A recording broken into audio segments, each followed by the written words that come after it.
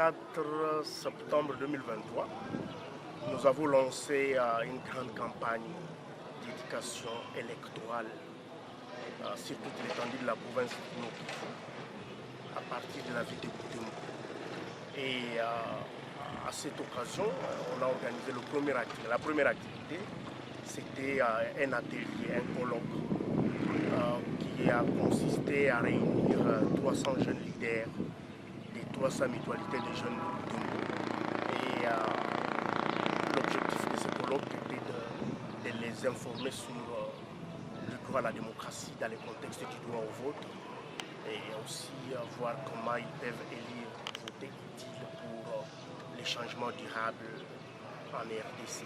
Mes impressions sont telles que les jeunes qui ont reconnu leur ignorance en termes de droit à la démocratie, en termes dans le contexte du droit au vote, ont apprécié et se sont engagés à aller vulgariser les acquis de l'atelier dans leurs mutualités respectives. On ne se focalisera pas seulement sur la jeunesse, mais la jeunesse, c'est lui le bénéficiaire. C'est elle la bénéficiaire directe qui va alors organiser d'autres activités de vulgarisation de ce matière dans leur milieu respectif, dans leur quartier, dans les associations de mamans, dans les mutuelles des papas et aussi dans leurs écoles, y compris dans leurs universités. C'est-à-dire les jeunes que nous avons ciblés, ce sont des jeunes leaders qui ont de l'influence dans leurs milieux respectifs. Et après, ils vont retourner dans leur milieu pour la restitution de ce qu'ils ont appris.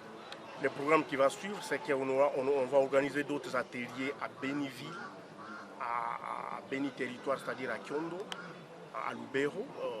Là aussi, on va cibler d'autres jeunes leaders qui administrent les mutualités des jeunes dans ce coin.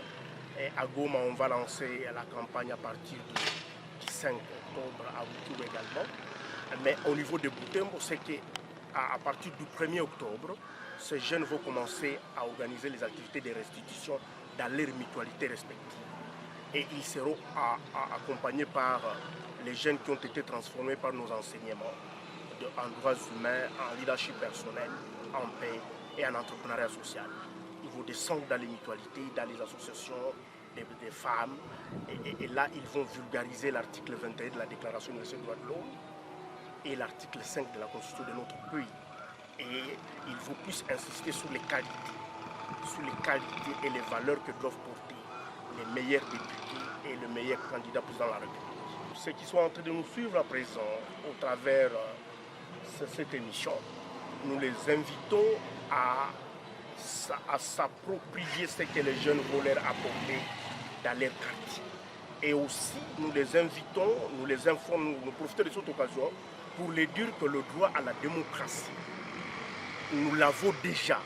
Et c'est à nous maintenant de nous l'approprier. C'est à nous de capitaliser ça en votant utile. Parce que c'est en votant utile que nous, on participe indirectement à la gestion de la République. Et quand on ne vote pas utile, on vote inutile, on vote la médiocrité. C'est nous qui participons dans la médiocrité. Et c'est nous qui plairons, qui pleurnichons. Nous devons éviter à pleurnicher. Et éviter à pleurnicher, c'est voter utile des personnes qui ont des qualités. Les gens qui ne sont pas manipulables, les gens qui ne sont pas corrompus, les gens qui ne sont pas...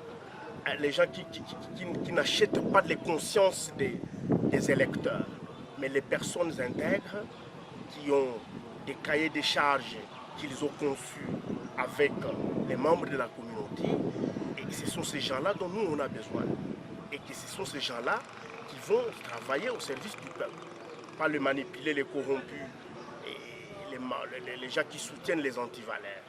Nous allons élire les gens qui sont pour les valeurs, les gens qui sont pour le changement, les gens qui ont la notion du respect de la dignité humaine, les gens qui reconnaissent que l'homme, il a des besoins et ces besoins-là sont définis dans la 30 articles de la Déclaration universelle des droits de l'homme. Ce sont ces gens-là dont le peuple doit plus, élire. J'apprécie à plus de 90% D'autant plus que les jeunes qui ont été invités ont répondu tous présents. Tous là. On a invité 300 jeunes qui représentent 300 mutualités des jeunes. Ils ont répondu à 99%. C'est vraiment une réussite majeure.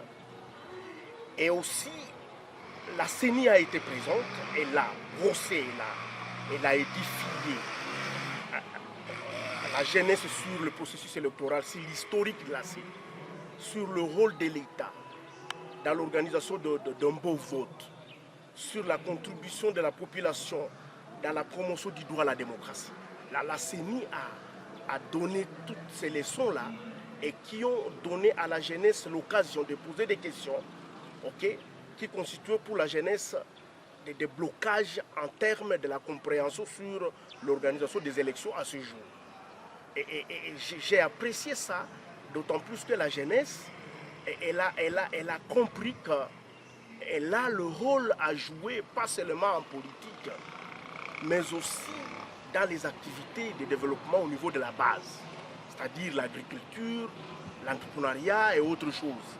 Et à cette occasion, j'ai apprécié Mme Kibendelwa qui a expliqué aux jeunes d'éviter la manipulation politicienne et d'être toujours derrière des politiques qui sont objectifs et qui ont le souci de changer les choses dans notre pays. J'ai apprécié sa manière de montrer à la jeunesse que tout le monde n'est pas censé faire la politique et que tout le monde n'est pas censé aller servir le pays seulement au travers de la politique. On peut servir le pays dans tout autre secteur de la vie, pas seulement en politique. Et j'ai apprécié ce courage-là que maman a eu en affrontant ce jeune qui l'avait aussi affronté avec des questions qui n'étaient pas faciles. Mais la maman a été en mesure quand même de le faire voir le bien fondé, de ne pas seulement vouloir servir la République par la politique, mais on peut aussi le faire au travers d'autres secteurs de la vie. Voilà. Merci. C'est moi qui vous remercie, monsieur le journaliste.